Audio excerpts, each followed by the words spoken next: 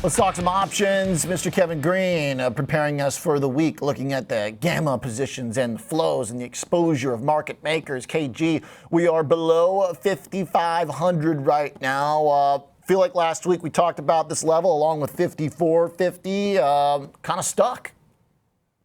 Yeah, definitely. We are pretty much range bound at this point in time. Even though the moves intraday seem a little bit more dynamic because volume has been ramped up, it has been actually a little bit better when it comes to trying to manage these positions, trying to get into some of this economic data that we have later on in the week. So if we're looking at it from an open interest standpoint, some key levels that you really want to focus on, obviously that 5,500 level, that's going to be your positive gamma level or your kind of dealer pressure to the upside there. And then when you're looking at negative gamma, there's going to be a couple of areas to kind of focus on. So 5450, obviously we're talking about that right now. The 5420 is really that key area. Yeah, the 5420 is really the key area that you want to be able to hold. If we break below that, 5400 is going to be that key area here in the near term. And once again, we're just seeing a lot of compression, not a lot of upside movement. We're still in negative gamma territory, meaning that we have dealers really trying to contain this market. But if you see a huge amount of selling flows coming in, they're going to probably be selling with those institutions as well, creating this domino effect. And that's what we have actually on this chart here. One thing to also kind of note, if you're looking at it for the intraday basis, and we'll have this on a separate chart, but I'll just keep it on this one here too. 5470 continues to see a lot of options flow, and it seems like the market really wants to try to peg around that level.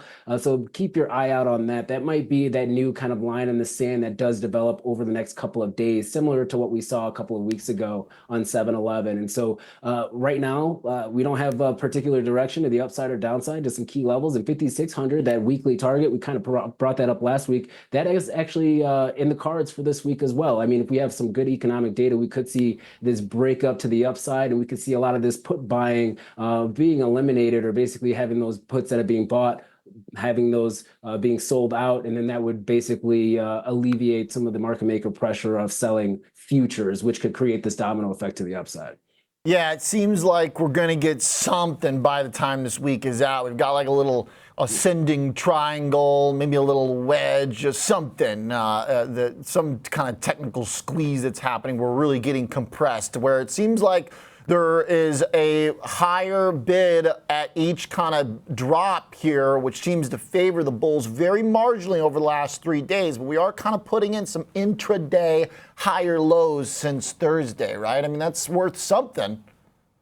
Yeah, we are. Also note, though, when we kind of hit the upper tier of these gamma levels, especially on an intraday basis, so if we look at that volume chart, you're seeing aggressive selling at those levels as well, though. So that's just something to kind of keep in mind. It's not this overall like shift where we're just getting gradual buying pressure in a lot of these stocks, especially the mega cap names. You can look at NVIDIA being a really good example of that today. We're getting this kind of melt up, and then we're getting this crash down scenario, and that's still ultimately bearish for this market. So you need to have something structurally change, maybe even from the fundamental standpoint from earnings, to be able to try to kind of break that trend. And that trend could be good if you're an intraday trader, but it could be a very long grind if you're kind of looking at longer swing trades, 1 week or 2 weeks out. And so that's something to kind of break. Once again, we have this the volume level there, that purple level 5470. Keep your eye out on that. I'm not saying it's going to be a particular pen risk area for today's session, but just it's something that we've been kind of